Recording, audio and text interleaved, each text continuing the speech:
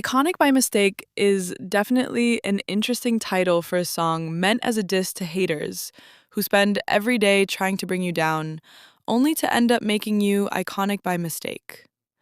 Lesserafim, ILLIT, and katseye are probably the most hated groups by K-pop stans. But why is the real question. According to what I've seen, ILLIT's mistake was debuting after New Jeans. For katseye, they had the misfortune of having the only black member of the group go on hiatus for suspicious reasons. And lesserafim? Well, they did the most unspeakable thing in K-pop. They showed their human flaws. The hate is pretty unreasonable if you ask me, but then again, when have K-pop fans ever been reasonable?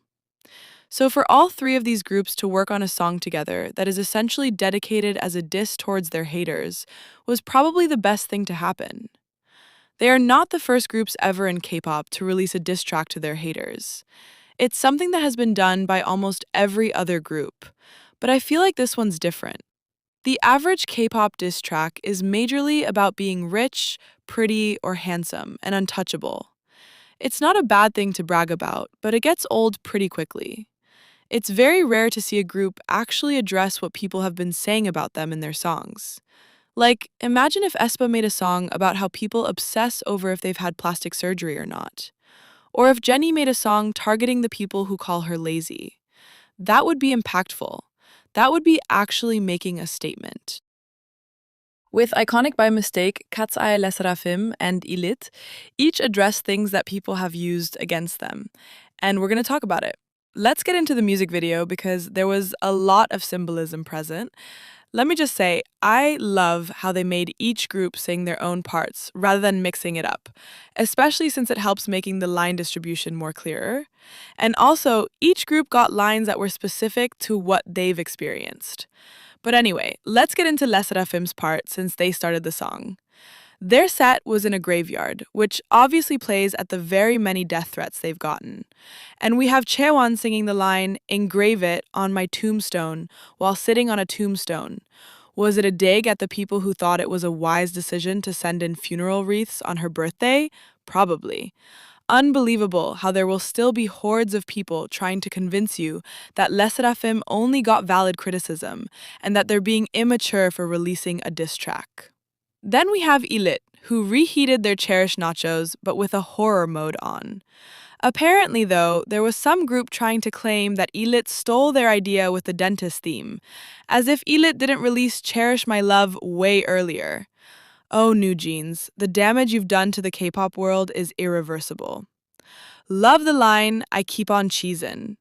ILLIT have received a lot of hate because of their teeth, with people speculating if they've gotten veneers or not. I think veneers aren't the actual problem here. The real problem is people trying to use the guise of criticizing the company to hate on ILLIT and call them horse teeth. Saying that it's valid criticism or that you're only hating the company has become the new version of no offense but or no shade. You can find a way to attack the company's decisions without bringing the idols into whatever it is you have to say.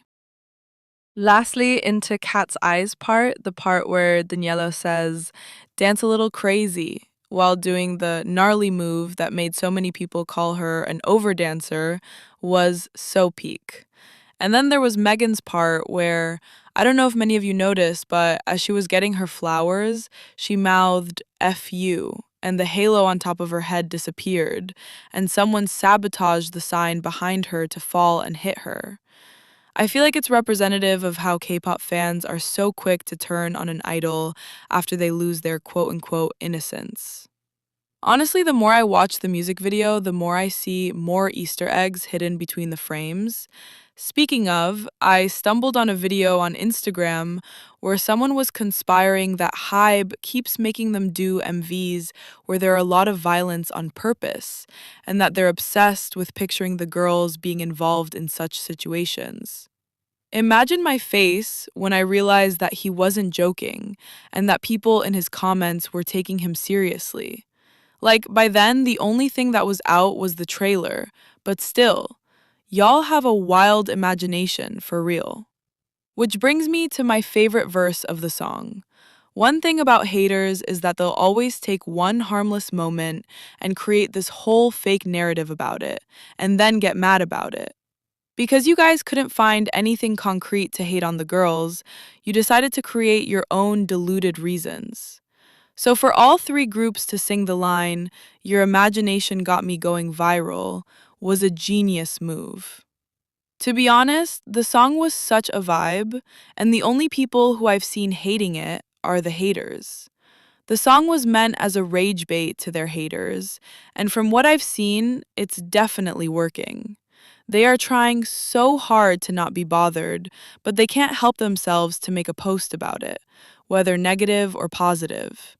They say they don't care, but they were already writing think pieces about the song minutes after it came out.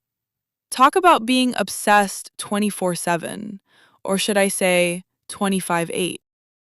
To the people who heard that Katseye, lesserafim, and ILLIT were making a song to diss at their haters and immediately prepared their think pieces about how you can't say you don't care about your haters if you care enough to write a diss track about them, let me be the one to inform you.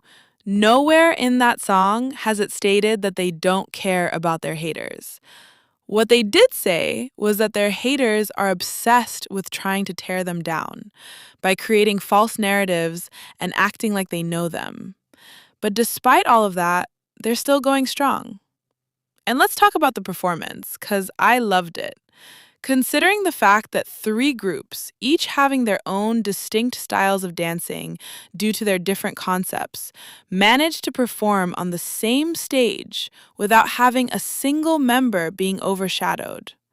Not to mention the fact that all 14 girls were in synchrony with each other, something that is a challenge even for groups with lesser members.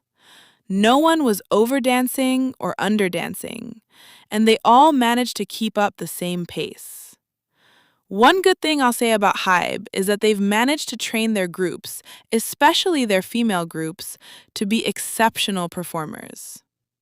And lastly, I've seen people comment that this collaboration was just a cash grab by Hybe, and that apparently GOT was way more genuine.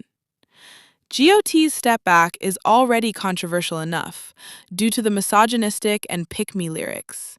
But there's also the fact that SM's chairman at the time formed the group by picking two of the most influential female idols from each SM group in order to make some kind of supergroup. Apparently, this sounds more genuine than the idea of girls bonding over the amount of hate they've received for simply existing as a Hybe group. Look, obviously Hybe did want to profit from this song, but that's to be expected since it is a business. However, let's not try to act as if the other companies aren't the same. Let's not forget that most of the songs your faves release are part of strategies made by their respective companies to earn more money, and not to advance their artistry.